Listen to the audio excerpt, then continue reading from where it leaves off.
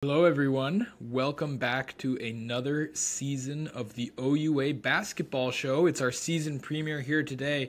If you don't know, my name is Griffin Porter, and this is the second season of the OUA Basketball Show. We're so thrilled that you are back with us for another year, coming at you here from generic empty wall in Ontario, where we're about to celebrate another fantastic season of OUA basketball. I hope that all of the students out there had a great summer vacation, or if you did summer classes, good for you. Way to get your education going. I'm proud of you for that. If you're a player, a coach tuning in, welcome back. Good luck this year. And yeah, we're so happy that you guys are all back here watching the show again for another year. Last year was a great year. We got to talk to so many great players and coaches and journalists, and we're looking to do it again this year. So if you are out there watching, if you're a student journalist who covers OUA basketball, if you're a student athlete, if you're a coach and you do want to come on the show at any point, please feel free to reach out to me on Twitter at Griffin Porter 97, or on X, I guess I should say. We'd love to have you on the show. So this is an open call. We're going to have plenty of great guests for you all season long, and if you want to be one of them, we'd love to have you. Aside from that, yeah, we've got some exciting stuff planned for the show this year, but more than ever, it's going to be an exciting year of OUA basketball. So in the proud tradition of our season preview shows, I thought we would just go over a bit of a most intriguing teams. It's just going to be me talking right at you today. No guests. I had to take at least one episode this season as a bit of a spotlight for myself, so I figured before we get the actual season going, and then we'll have athletes and coaches who are making the headlines. They're going to be the ones we want to talk to. Right now, no one quite ready to make the headlines just yet. A lot of players getting ready, but for now, it's me. I'm going to make the headlines, and I'm going to tell you some of my most intriguing teams for 2023 and 2024. We have 6 teams for you here, 3 men's teams, 3 women's teams. And why don't we start with the men's side? And we'll start right here in Toronto with the TMU Bold. As we all know, it's been a very interesting couple of seasons in downtown Toronto there since the COVID pandemic. So it's no wonder that they make the list of intriguing teams for 2023.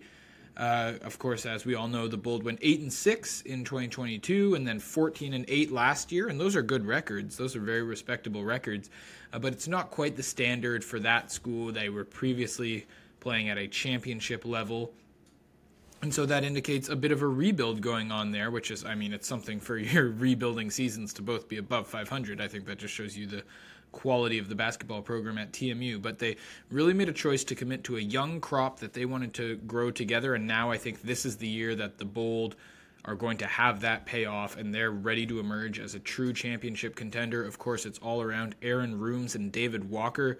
That duo, I think they look like they're ready to be an elite 1-2 punch in the Ontario University Athletics men's basketball season this year.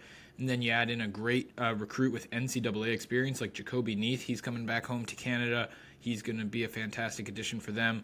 Youngster in Kobe Charles, another great recruit. So the TMU Bold really have something cooking here. And then you also got players like Julian Walker, who redshirted last year, but he's back. He was a second-team All-Star back in 2020. So that's another great piece that they're going to have back that they didn't have last year. They've looked really good in preseason action, and it'll be a tough division for sure, but I think they're ready to return to the top and make a deep, deep playoff run. So TMU Bold, my number one intriguing men's team for 2022 or 2023, 2024. Pardon me, got to switch that flip, if you will. So we'll go over to the women's side. And why don't we look at our defending national champions and defending OUA champions, the Carleton Ravens. Here's the question, was it a hot tournament run? They get white hot at the end of the season. They knock off the Queen's Gales in both the OUA finals and the national championship game, and they claim their rings. But they weren't, obviously, we all know the Queen's Gales were the best team in the regular season. Carleton, an elite team in the regular season, looked fantastic, but they weren't the best team. So what is it going to look like this year? We lose Emma Kiesekamp from the team. That's a big loss. She was fantastic for them down the middle, but they do bring back more or less the rest of that championship-winning team. They add in Ismailia from the Ridgebacks. She averaged over 12 points and 6 rebounds a game last season. We haven't gotten to see much of her in the preseason yet, but I'm sure she'll make an impact for them. But what I'm most curious about there is the mentality shift for Carleton. Of course, we all know Carleton knows how to win championships on both the men's and women's side. They're the defending national champions on both the men's and women's side, and they've got a fantastic head coach in Coach Sinclair. But this is different now. There's a target on your backs, and for this crop of the women's team, there aren't really any leftovers from their last bronze baby. So this is a fresh team that isn't used to being defending champions. And of course, we know they have the talent, and they've got the leader in Callie Pockernick, friend of the show, Callie Pockernick.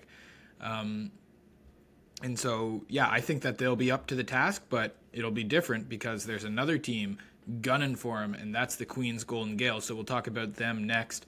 Regular season champs, they had the great underdog Final 8 run in Kingston in 2022, and then they followed up with a blow the doors off season in 2023. They go 21-1 before, as I mentioned, falling to the Ravens in both the OUA finals and the national championship game.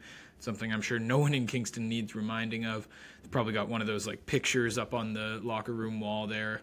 Classic sports motivation. So how do you respond if you are the Queens Golden Gales? There's not much more you can do in the regular season to prove it. 21-1 last year, and you bring back both Julia Chadwick and Laura Donovan off of their OUA All-Star seasons. Plus, you've got Isabella Godet. She's looking to follow up an all-rookie season, and she's looked good in preseason action, so I think that might be the piece to form a big three along with that dynamic duo of Chadwick and Donovan.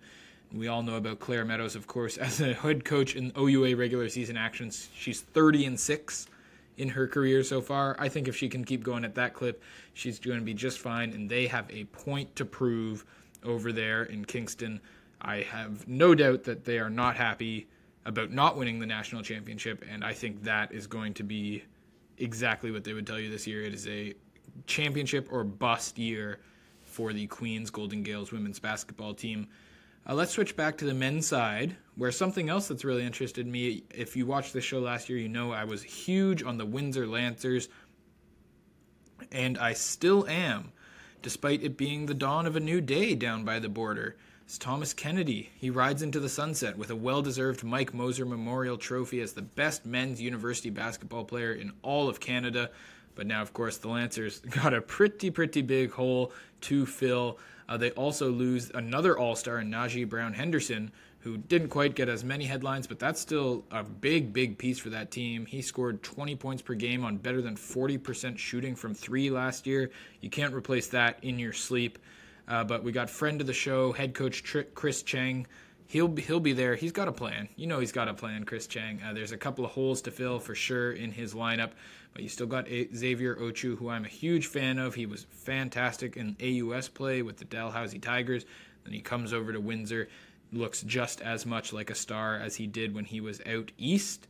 And a couple of guys also who I think can step up. And they're going to need people to step up in Windsor, obviously, losing their two All-Stars from last season. But like you look at guys like Johan Sam, who's looked really good in preseason action. I think Windsor should still be in that playoff hunt this year, and I'm sure they would tell you the exact same thing. Why don't we do our final women's team next?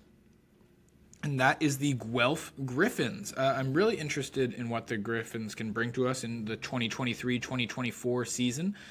They had a really big recruiting class that they seem really excited about. They brought in 6 new players to add to their already strong group.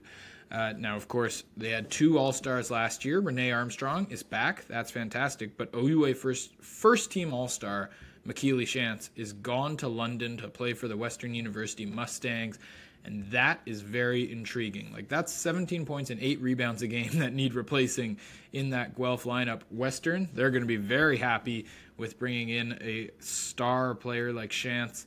But it's a big question mark for this team in Guelph that they're going to have to replace. They were a great team last year, and now they've lost fairly.